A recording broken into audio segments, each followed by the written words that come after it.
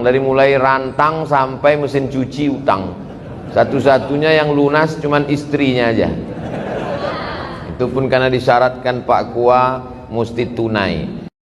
A'udzubillahi minasyaitonirrajim. Bismillahirrahmanirrahim. Alam nashrah laka sadrak.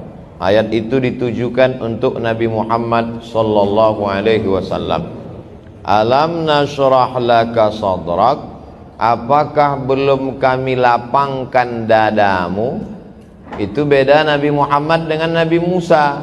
Kalau Nabi Musa dia minta Rabbi syrahli sadri, lapangkan hatiku, lapangkan dadaku. Tapi Nabi Muhammad SAW dia tidak meminta. Allah sudah memberi. Alam nashrah laka sadrak. Apakah belum kulapangkan dadamu? Makna lapang di dada ini maknanya dua. Pertama makna zahir. Makna zahir lapang dada, peredaran jantungnya normal. Karena jantung ini letaknya di dada. Kalau bernapasnya lapang, menunjukkan bahwa jantungnya sehat. Tapi kalau sudah jantungnya terasa sempit karena darahnya kental akibat banyak gula, akibat banyak santan, kolesterol, lemak, jarang olahraga, tidak makan buah, maka lalu kemudian dadanya terasa menyempit. Ini makna zahir. Adapun makna batin, artinya dada terasa sempit karena banyak masalah, dililit hutang. Di rumah itu semuanya hutang, dari mulai rantang sampai mesin cuci hutang. Satu-satunya yang lunas cuman istrinya aja. Itu pun karena disyaratkan Pak Kua mesti tunai. Jadi mudah-mudahan dengan selalu berjamaah ke masjid, pengajian, segala beban dada kita menjadi ringan. Ringan karena kurang minum gula dan santan, karena tidak terlalu banyak makan, banyak beribadah, puasa sunat Senin Kamis, dan ringan karena tidak terlalu banyak beban mental, karena semua kita serahkan kepada Allah. Kita hanya usaha dan ikhtiar. Setelah itu dunia ini tak terlalu kita pikirkan. Karena kalau terlalu kita pikirkan, pecah pembuluh darah, stroke, mati. Kalau mati nggak apa-apa, setengah mati ini yang nggak tahan. Anak kita pun belum tentu mau ngurus kita, istri kita apalagi. Maka kita jalani hidup ini dengan mengikut yang sudah diaturkan Allah. Ihfazillaha, jaga hukum-hukum Allah, jaga agama Allah, yahfazka. Insyaallah Allah akan mengurusmu. Urus hatimu, urus pikiranmu, urus amalmu, urus lisanmu, hidupmu, insyaallah Allah yang akan urus. Jangan urus urusan Allah. Ini banyak selalu orang sibuk ngurusan Allah, urusan dia tidak dia urus. Urus Jumatmu, urus solat ibadah awal waktumu, urus ibadah solatmu, urus ibadah zakatmu. Adapun hidup dan matimu sudah kau serahkan kepada Allah. Bismika Allahumma ahya wa amut. Jangan dibaca, nanti tertidur. Alam nashrah laka sadrak. Ayat yang kedua, wa wada'na 'anka wizrak. Kami angkat bebanmu. Siapa yang hidup ini tidak ada beban? Cuman dua, anak kecil sama orang gila. Makanya banyak orang tubuhnya dewasa tapi akalnya seperti anak kecil. Kelihatan wajahnya sehat tapi otaknya gila, atau pura-pura gila, atau ngaku gila biar lepas dari jeratan hukum. Jadi wa wada'na 'anka wizrak, kami angkat bebanmu. Anak SD bebannya kata dia lama betul SD ini. Maunya sekolah SMP. Setelah SMP kepingin tamat SMA. Setelah SMA kepingin kuliah. Selesai S1 wisuda belum diterima kerja. Yang udah kerja ingin nikah.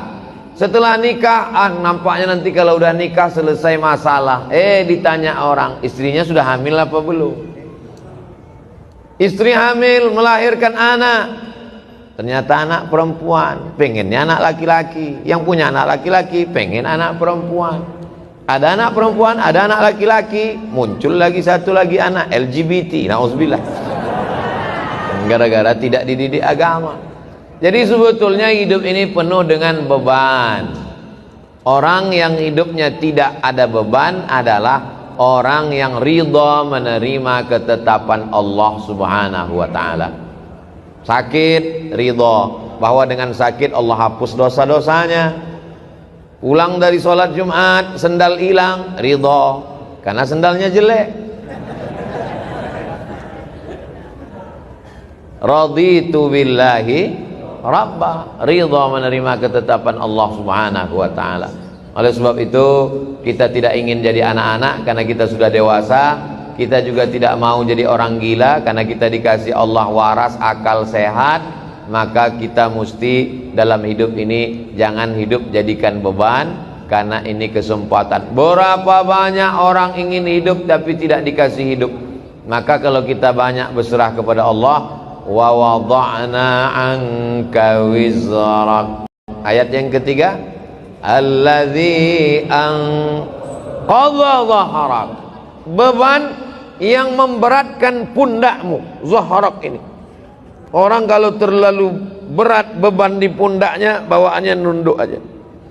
Mana tahu nanti pengajian di masjid ada orang nunduk aja, itu berarti berat betul beban di pundak. Tapi di masjid kita Masya Allah nggak ada. Nampaknya inilah jamaah yang nggak ada beban, cuman lapar aja dikit. Alladzi anqadha dhahrak. Saya sepanjang saya sholat Jumat dari Sabang sampai Papua. Masjid apa ini? Al-Ma'mur. Di Masjid Al-Ma'mur inilah sholat Jumat rasa ikut MTQ. Suara imamnya melengking, senang saya. Makmumnya lebih melengking. Amin. Luar biasa. Itu suara anak-anak di atas. Waktu saya khutbah tadi pun dia melengking juga di atas. Gak pernah saya marah anak-anak ribut waktu khutbah. Sepanjang sejarah saya khutbah belum pernah saya kata itu anak-anak diam, gak pernah. Karena kalau di Masjid Al-Ma'mur masih ada anak-anak ribut melengking, berarti tahun 2050 Masjid Al-Ma'mur masih ramai. 2050 kita udah mati, Pak. 2050 Bapak udah nggak ada lagi. Saya masih. 2050 yang akan memakmurkan Masjid Al-Ma'mur. Itu ketua bagian pembangunan. Ini yang bawa proposal. Inilah yang akan, mereka inilah yang akan memakmurkan masjid. Makanya anak-anak kita bawa ke masjid. Ini banyak kadang bapak-bapak mau bawa anak, kata ibunya, gak usah mas, ribut, malu kita. Biarkan aja dia datang ke masjid. Biar supaya dia jangan ribut, suruh jaga sendal. Bapak Ibu yang dimuliakan Allah. Wa wada'na 'anka wizrak alladzi anqadha dhahrak. Kalau dipikirkan beban hidup ini, zaman dulu orang yang dipikirkannya cuma anaknya, yang dipikirkannya cuma istrinya, yang dipikirkannya cuma suaminya. Zaman sekarang istri orang Korea pun dipikirkannya juga. Kenapa? Nonton drakor. Istri artis, anak artis, pejabat, semua masuk berita, semua mau dia pikirkan. Zaman dulu yang dipikirkan orang cuma Abu Jahal sama Abu Lahab. Sekarang bermunculan macam-macam abu. Maka rusak pikiran kita. Yang penting kita serahkan kepada Allah. Kalau banyak stres, pusing kepala, banyak beban, alam nashrah laka sadrak wa wada'na 'anka wizrak alladzi anqadha dhahrak. Kalau engkau sudah diberi Allah 3, kalau sudah dikasih Allah 3, dilapangkan dadamu, diangkat bebanmu yang membebani pundakmu, maka Allah kasih yang keempat. Apa dia? Wa rafa'na laka, kami angkat nama. Syaratnya 3. Jangan stres, jangan depresi, jangan jadikan hidup sebagai beban. Tetap banyak beribadah, tetap banyak bersedekah, tetap banyak watawasau bil haq watawasau bis sabr. Kalau kau jaga yang tiga ini, maka Allah akan janji berikan yang keempat, wa rafa'na laka dzikrak. Allah angkat derajatmu. Mana contoh orang yang diangkat Allah derajatnya? Nih mereka di atas.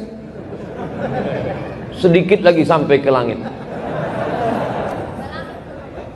Kita yang ada di masjid ini adalah orang yang diangkat Allah derajatnya. Berapa banyak orang yang lebih sehat dari kita, lebih kaya dari kita, lebih ganteng dari kita, lebih tenang dari kita, lebih nyaman dari kita, lebih tinggi jabatannya dari kita, tapi tidak tergerak hatinya untuk sholat Jumat. Sekarang dia sedang berada di kantornya di ruang AC yang dingin, tak terbuka pintu hatinya. Kita dipilih oleh Allah untuk datang ke rumahnya ini. Inilah wa rafa'na laka dzikrak. Mereka yang tidak sholat Jumat, matinya akan dimakan cacing tanah. Betul? Kita sama juga. Sama, tak ada beda. Cuman bedanya kita lepas dari man tarakal jumu'ata thalatha marratin. Siapa yang meninggalkan sholat Jumat 3 kali berturut-turut tahawunan, karena menyepelekan, taba'allahu ala qalbih, Allah kunci pintu hatinya, Allah sumbat telinganya, Allah tutup matanya. Summum bukmun umyun, peka, tuli, bisu, buta, fahum la yarji'un, tak bisa kembali ke jalan yang benar. Kita alhamdulillah dengar ceramah ustadz sedikit takut, dengar ceramah ustadz ingin masuk surga, dengar ceramah ustadz takut masuk neraka. Itulah yang dimaksud kami angkat namamu. Kita tidak terkenal, kita tidak terkenal. Paling-paling kalau punya Instagram followernya 6 juta paling, nggak terlalu terkenal. Subscribernya paling 1 juta. Kalau dibandingkan artis-artis, kita tidak terkenal. Yang penting kita dikenal oleh malaikat. Catatan amal kita dilihat malaikat pagi, petang, siang, malam. Malaikat bertanya, waktu malaikat pagi bawa catatan sore, malaikat sore bawa catatan malam. Malaikat penjaga pintu langit bertanya, ini amal siapa? Amal anak muda dari Masjid Al-Ma'mur. Anak muda yang lain mana? Sakau. Anak muda yang lain mana? Ngelem. Anak muda yang lain mana? Pacaran. Anak muda yang lain mana? Geng motor. Anak muda yang lain mana? Homo. Nauzubillah, nauzubillah, nauzubillah. Anak muda yang lain mana? Tawuran. Tapi ada anak muda yang istiqomah sholat Jumat. Alhamdulillah Pak Ustadz, anak saya senang dengar ceramah Ustadz. Sholatnya gimana Bu? Istiqomah, Jumat terus. Subuh, zuhur, asar, maghrib, isya nyusul Pak Ustadz. Yang satu lagi, gimana anaknya Bu? Alhamdulillah Pak Ustadz. Anak ibu, anak bapak udah ikut gimana sekarang? Biker subuhan. Terus subuh aja Pak Ustadz. Bertahap, berproses. Ustadz, kenapa terus anak muda? Orang tua ke masjid memang wajar. Liang lahat udah dekat. Yang tua jangan tersinggung, karena malaikat maut kalau nyabut nyawa nggak lihat akte kelahiran. Ustadz Abdul Somad bisa aja mati sedang khutbah. Ustadz Abdul Somad bisa aja mati sedang ceramah. Maka selalu saya sampaikan, kalau saya meninggal di Sumatera, makam saya di sini. Kalau saya meninggal di Jakarta, kuburan saya di sini. Mana tahu, jangan sampai kita menyusahkan orang. Ini Ustadz Somad ini waktu hidupnya nyusahkan, ngundangnya susah betul. Udah mati pun susah juga. Bawa jenazahnya lagi ke Riau. Mana jenazah lebih mahal daripada orang hidup lagi. Masuk kargo lagi. Jadi kalau kita mau diangkat Allah derajat, lapangkan dada, serahkan hidup dengan Allah. Wa rafa'na laka dzikrak.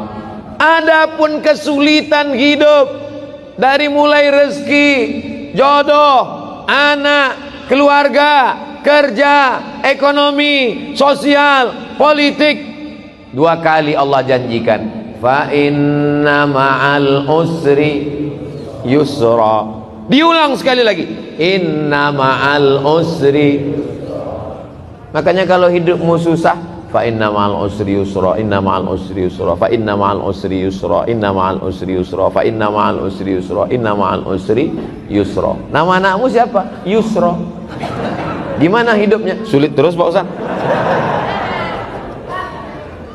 Kalau engkau sulit setelah berusaha, sesungguhnya Allah ingin engkau di makom itu, karena Allah menurut ilmunya engkau hanya layaknya di situ.